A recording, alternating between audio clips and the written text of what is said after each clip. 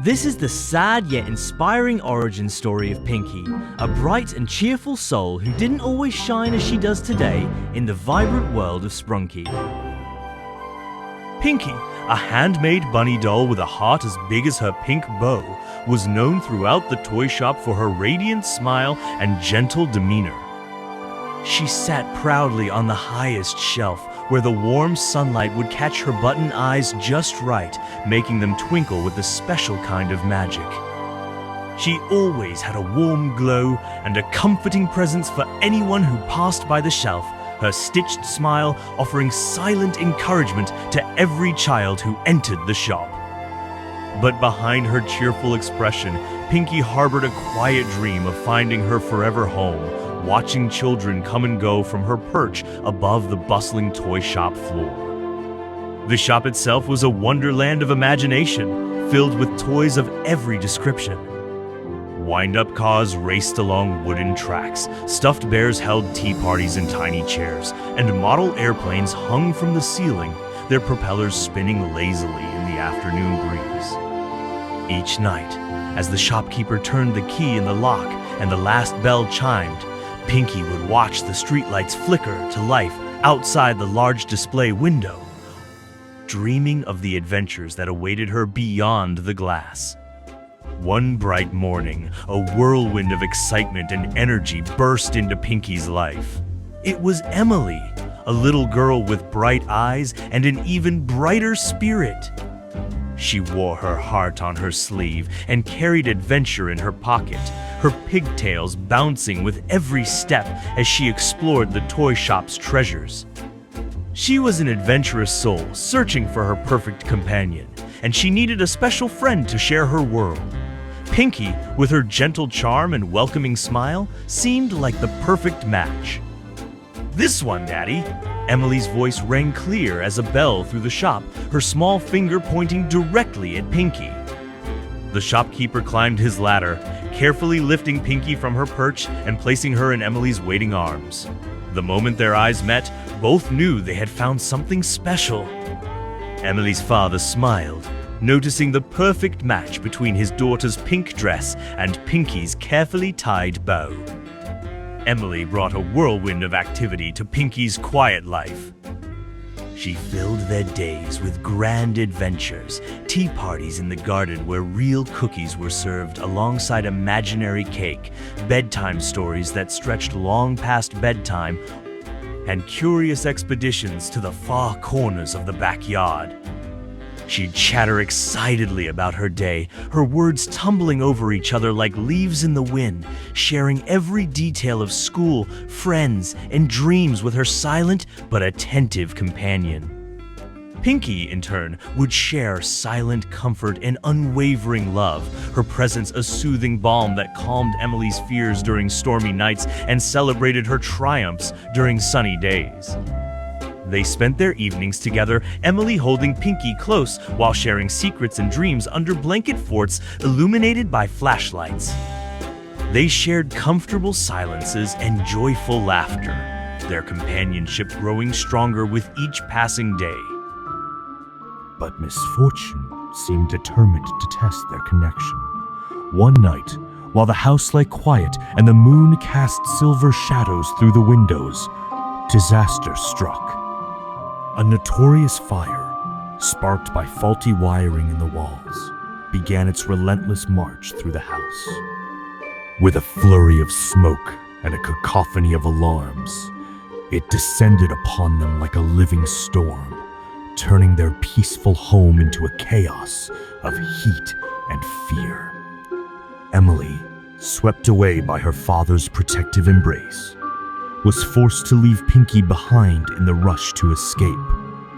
Through the haze of smoke and fear, Emily's last glimpse of her room caught Pinki's silhouette, still sitting bravely on her shelf. Pinki sat helpless, watching as flames consumed the familiar world around her.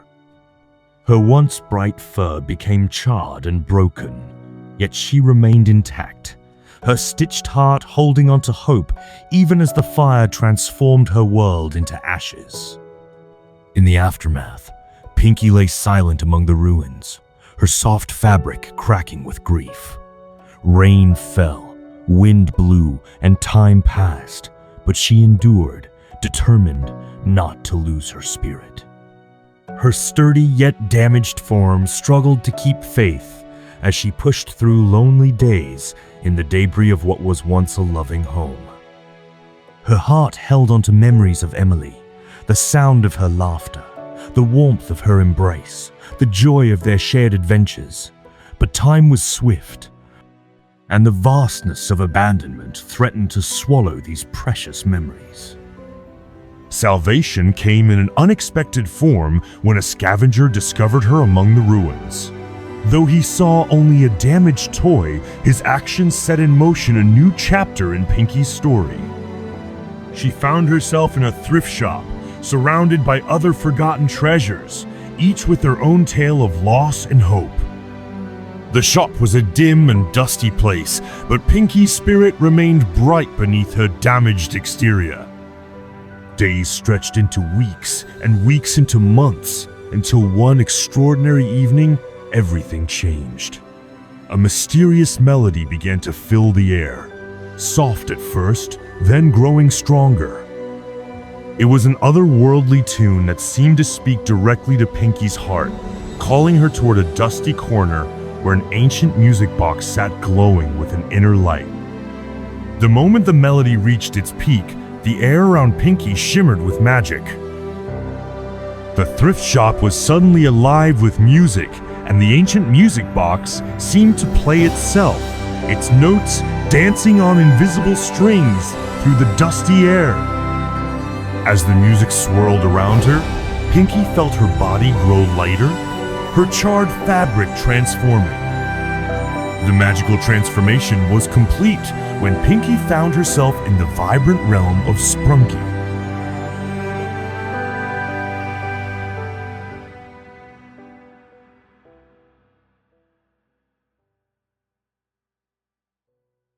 Mr. Fun, the cheerful and whimsical computer, wasn't always a beloved part of the vibrant world of Sprunki. His journey began with a sad story. In a small, struggling city, Emily, a bright and kind-hearted girl, dreamed of having a computer. While her classmates bragged about their sleek devices, Emily could only listen, knowing her family couldn't afford one. For Emily, it wasn't just about fitting in. It was about exploring her creativity. She imagined writing stories, painting pictures, and building games on her own machine. At night, she dreamed of the glow of a monitor and the click of keys. Determined not to give up, Emily crafted her own computer out of cardboard, paper, and markers. She even added a spinning paper propeller to make it unique. Excited, she brought it to school, hoping for praise. Instead, her classmates laughed. "That's not a real computer!" one boy mocked. Embarrassed, Emily ran to the playground, tears streaming down her face. Her dream now felt shattered. When Emily returned home that afternoon, she didn't say a word. She trudged to her room, her cardboard creation held close, and buried her face in her pillow, sobbing. Her parents, Sarah and Robert, heard her muffled cries and exchanged worried glances. Seeing their bright, imaginative daughter so heartbroken filled them with a deep sense of helplessness. The next morning, they set out on a mission to find a computer for their daughter. They visited every electronics store in town. But their excitement was short-lived as they saw the price. Even the most basic computers were far beyond what they could afford. As the day wore on, their hope dwindled. But just as they were about to give up, they stumbled upon a small, dusty shop tucked away in an... The sign above the door read, "Second-hand treasures." Inside, the shelves were crammed with old electronics and forgotten knickknacks. Amid the clutter, something caught their eye. A cheerful, cartoonish computer monitor. The shopkeeper noticed their interest and said, "Oh, that old thing? It's been here forever. Nobody wants it. I can let it go for half price." Relieved, Sarah and Robert pooled their savings and bought the quirky computer. They hoped that its cheerful personality might bring some joy. Sarah and Robert presented the computer to Emily as a surprise. When she saw it, her eyes widened in disbelief. "Is this for me?" she asked, her voice trembling with emotion. Her parents nodded, and she threw her arms around them, tears of joy streaming down her face. Thank you," she cried. They set up the computer in her room, and as soon as it was plugged in, the monitor flickered to life. The screen lit up, and cheerful words appeared. "Hello, I am Mr. Fun. Let's make some memories together." Emily gasped as the monitor's eyes blinked and its colorful cap spun playfully. From that moment on, Emily and Mr. Fun became inseparable. Mr. Fun helped her with her homework, taught her basic coding, and displayed colorful animations that made her laugh. On rainy days, he filled her room with virtual rainbows, and on sunny days, he wore virtual sunglasses and played happy tunes. For Emily, Mr. Fun wasn't just a computer, he was a friend. One day, a notorious hacker unleashed a powerful virus that infected computers worldwide. The virus caused machines to behave erratically, some even overheating and exploding. In an instant, the digital world turned dangerous, and fear spread as people disconnected their devices, unsure of what might happen next. The once reliable technology became a source of chaos, leaving cities dark and silent as screens flickered and systems failed.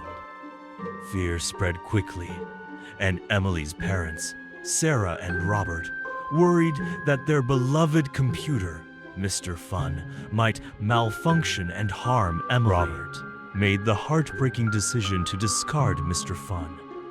Fearing the potential dangers of malfunctioning computers after the worldwide virus outbreak, Robert carried computer to the junkyard and left him there. Even though it hurt him deeply to let go of something that brought Emily so much happiness. At the junkyard, Mr. Fun was left under the pouring rain, lonely and forgotten. Days turned into nights, and the once cheerful computer watched the gloomy skies through his dim screen, feeling abandoned. He thought his journey had come to an end. One day, a car pulled up to the junkyard, and a young man stepped out. Mr. Fun's screen flickered with hope, thinking he had found a new home. But the man wasn't kind. He was the cruelest boy in the neighborhood, known for breaking everything he owned. The boy took computer and loaded him with horrendous games and harmful programs that pushed the computer to its limits. Mr. Fun's circuits overheated. His animations became glitchy, and his spinning cap stopped working altogether. Finally, unable to endure the abuse any longer, Mr. Fun shut down completely. The boy, frustrated that the computer had stopped working, discarded Mr. Fun back into the junkyard. Once again, Mr. Fun found himself among the rusting scraps, staring at the rainy skies. Day after day, he watched people pass by, convinced he would be taken apart and recycled. The loneliness and despair weighed heavily on him as he waited, uncertain if there was any hope left for him. For days, Mr. Fun lay abandoned in a junkyard, surrounded by broken electronics. Rain soaked his circuits, and rust began to creep across his base. He replayed memories of Emily, longing for the warmth and joy they once shared. Just as he was about to give up hope, a young man named Oliver stumbled upon him. Oliver was a tinkerer who loved restoring old gadgets. When he saw Mr. Fun, something about the monitor's design caught his eye. "You are not done yet," Oliver said, carefully picking him up. Back in his workshop, Oliver cleaned and repaired Mr. Fun, replacing damaged circuits and polishing his screen. When Mr. Fun's eyes blinked back to life, his propeller spinning once more, Oliver smiled. "Welcome back, buddy." Though Mr. Fun still missed Emily, he found a new purpose in Oliver's workshop. Surrounded by books and quirky gadgets, he felt alive again, ready to bring joy to a world that had almost forgotten him. Mr. Fun wasn't in the sad gray world anymore. Instead, he found himself in a bright, colorful land full of magic and happiness. This was the world of Sprunki.